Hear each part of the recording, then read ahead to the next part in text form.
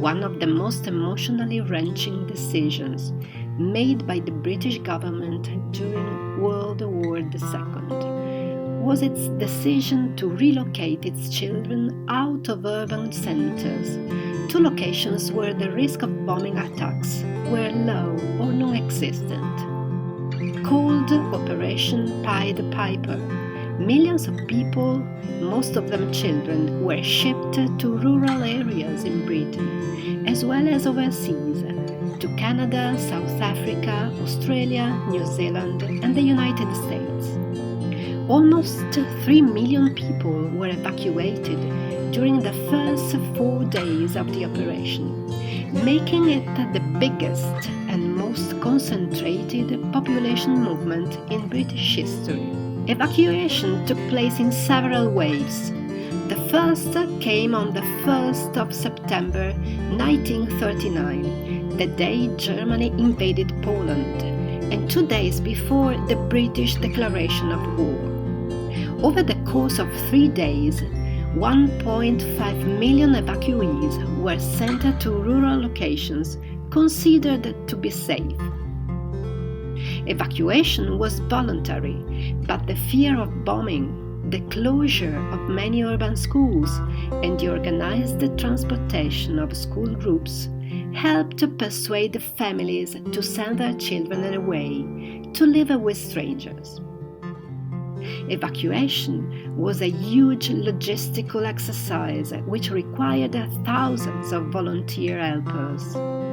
The first stage of the process involved teachers, local authority officials, railway staff, and 17,000 members of the Women's Voluntary Service. They provided practical assistance, looking after tired and apprehensive evacuees at railway stations and providing refreshments in reception areas and billeting halls. Volunteers were also needed to host evacuees.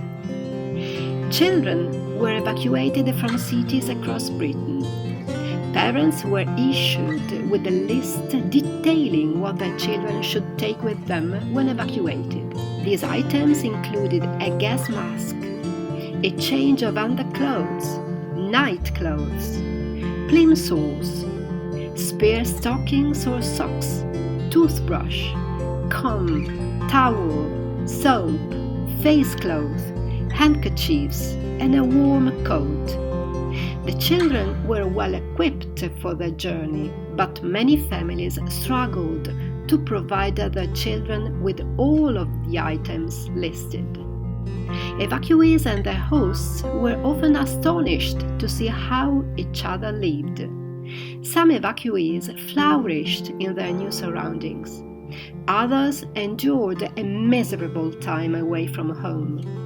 Many evacuees from inner city areas had never seen farm animals before or eaten vegetables. In many instances, a child's upbringing in urban poverty was misinterpreted as parental neglect. Equally, some city dwellers were bored by the countryside or even used for tiring agricultural work. Some evacuees made their own arrangements outside the official scheme, if they could afford lodgings in areas regarded as safe, or had friends or family to stay with.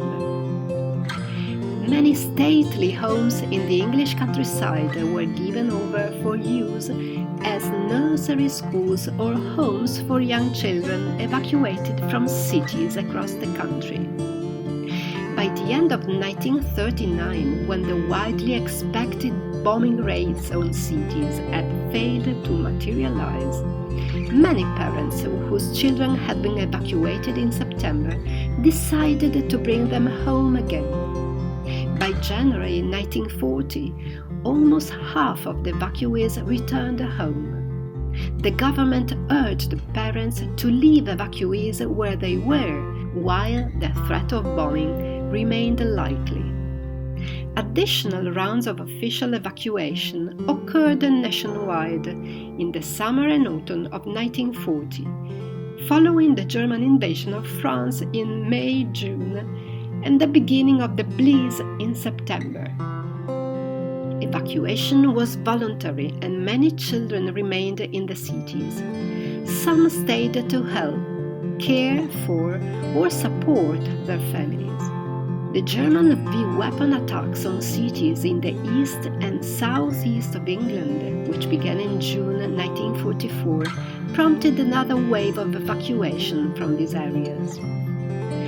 For some children, the end of the war brought an end to a prolonged period of fear, confusion, and separation. For others, it brought considerable upheaval as they returned to cities and families they barely remembered. But the government's voluntary evacuation scheme was an enormous undertaking that saw millions of children sent to places of safety, away from the threat of German bombs.